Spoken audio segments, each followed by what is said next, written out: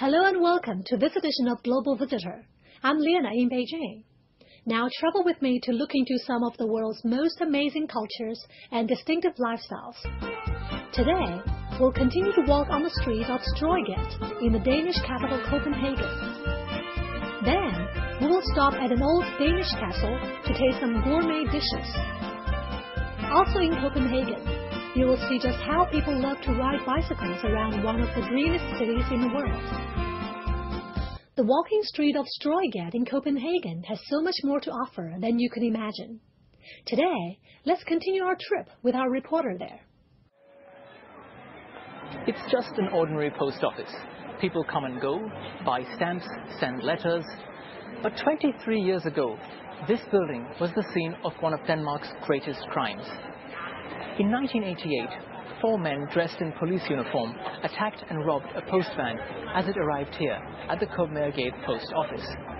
They made off with around 14 million Danish kroner, which is about $2.5 billion US. But as they were trying to get away, the real police arrived, and in the ensuing scuffle, a young officer was shot dead by the robbers.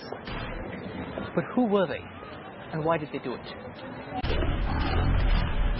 In 1989, police raided an apartment in Blekinge Street in Copenhagen and found a large number of weapons as well as documents relating to several unsolved robberies, including the one at the Kongens post office.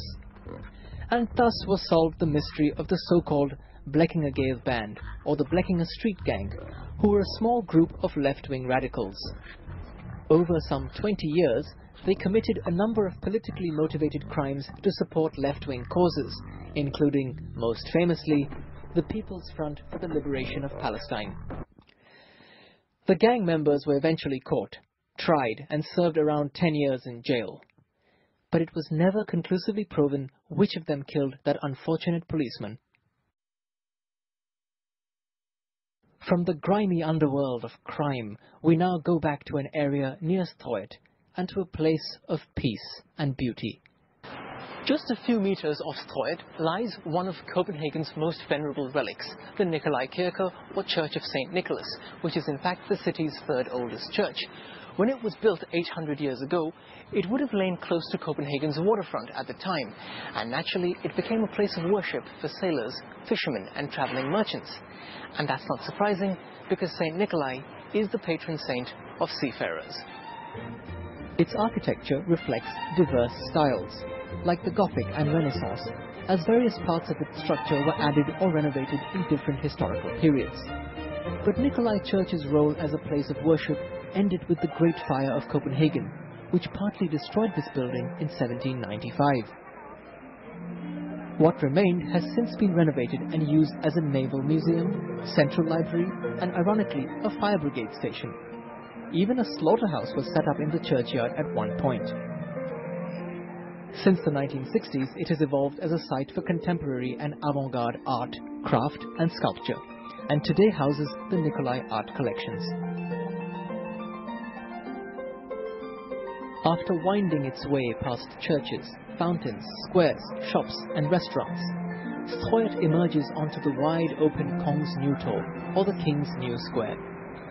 The most prominent feature on Kongens Nytorv is the Royal Theatre. For over 250 years, the Royal Theatre has played a central role in the artistic life of Denmark. Historically, it has brought together plays, ballets, orchestral works, as well as opera under one roof. And its repertoire is a blend of traditional and modern and innovative works. It was eventually demolished and replaced by this Renaissance-style building in 1874. Unfortunately, we can't see much of it today because the building is currently under renovation.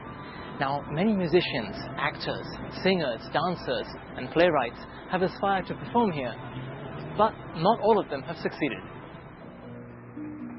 One notable failure, who went on to become a literary superstar, is the Danish author, poet, and playwright Hans Christian Andersen.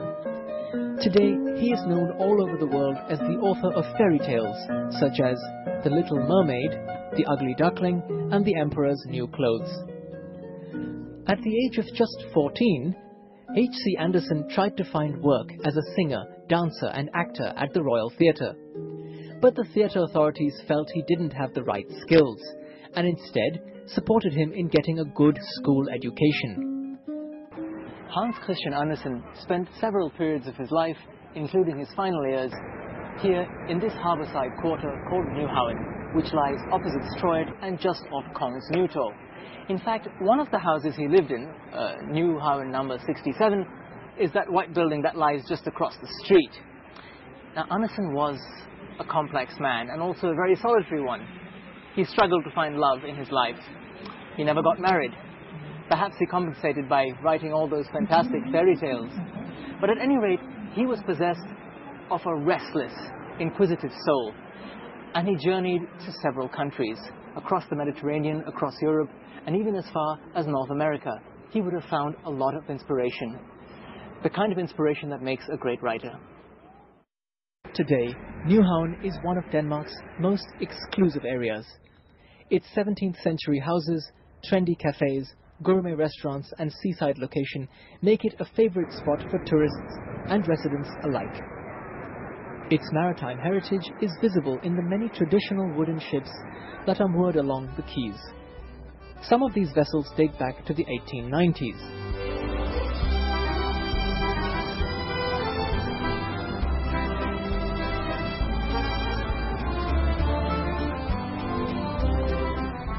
So, after a stroll down Stroeget, Nieuwhoven is a good place to stop. Thank you. It's a good place to stop, relax, have a bite to eat, maybe get yourself a cool beer, sit down, soak up the historical surroundings and just watch the world go by. And that's exactly what I'm going to do right now. Cheers.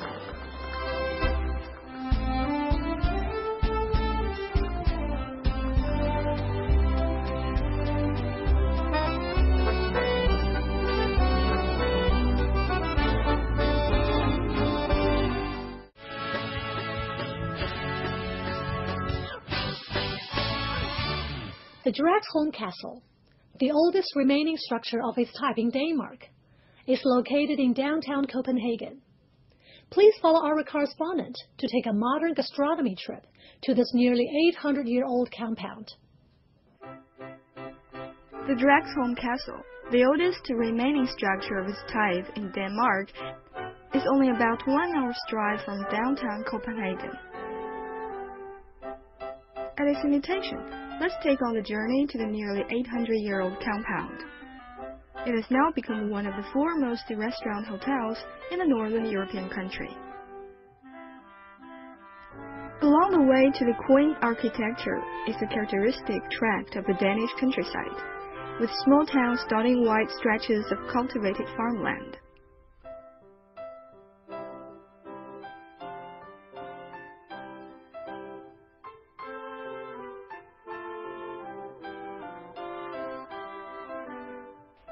The White Castle rises majestically atop a small hill. It is no wonder that many Danish couples choose to marry here in such picturesque surroundings. Within the castle's premises is nearly 500 acres of land, which is currently used for farming the vegetables needed for the restaurant. Yet in its history, Dragsholm has not always been a restaurant hotel. Even today, there remains a small church in the castle's west wing. Sermons are held and visitors can enjoy spiritual renewal.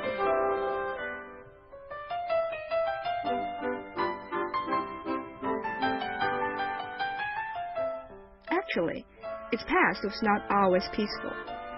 When the Swedish king in 1658 tried to subjugate Denmark, Dragsholm was one of the castles the Swedish king besieged. After a month-long siege, the Swedish invaders finally broke through the castle's walls and later decided to demolish the castle. However, Dragsholm was later rebuilt in 1675, and most of its present structure is from its reconstruction. Despite its colorful and rich history, the food at Dragsholm has transcended Danish traditions.